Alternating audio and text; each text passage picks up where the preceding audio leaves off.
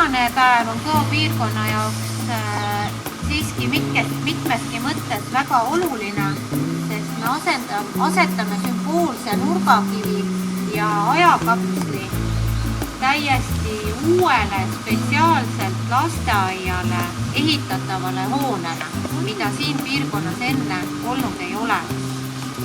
Ja panen omalt poolt siis ajakapslisse ühe igast hetkel kehtivast mündist, et need tooksid lasteaiale ja koolile õnne ja hästi palju lapsi.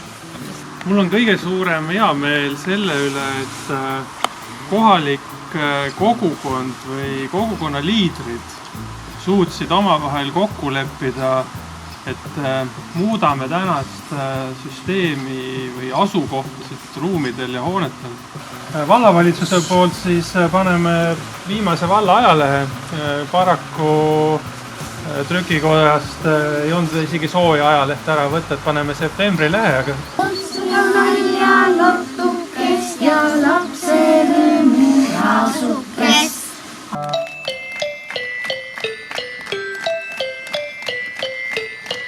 Väga hea on seista siin kasvavate müüride vahel.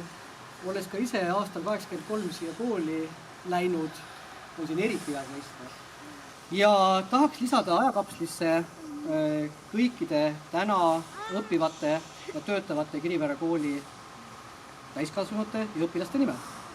Meil on tööl kuskil 57-58 inimest ettevõttes. Ja siin on väike väljatrükk nendest inimestest ja kõik lähevad betooni siia.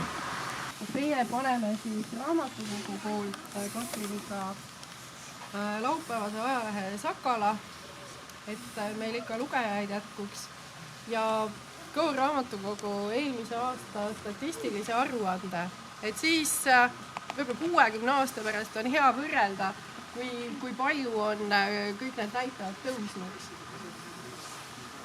Ja lapsed on sinna joonistanud siis ühele poole selle kujutise praegusest lasteaiast ja teisele poole kujutise tulevasest lasteaiast. See on meie unistus. Kunst. Kehtiva noortevolikogu liikmete nimekiri, et kaasamine oleks ikkagi ka võib-olla 60 aasta pärast sama hästi kui praegu. Mis 2 pisikest last tahtsid panna ka, et kui kunagi 100 aasta pärast see lahti võetakse, siis ühed tatoveeringud. Ehk et laste tatoveeringud ja siis Hanna ütles, et huvitav, kas 100 aasta pärast üldse keegi teab, mis asjad need olid. Et midagi lapselikku ka siia juurde.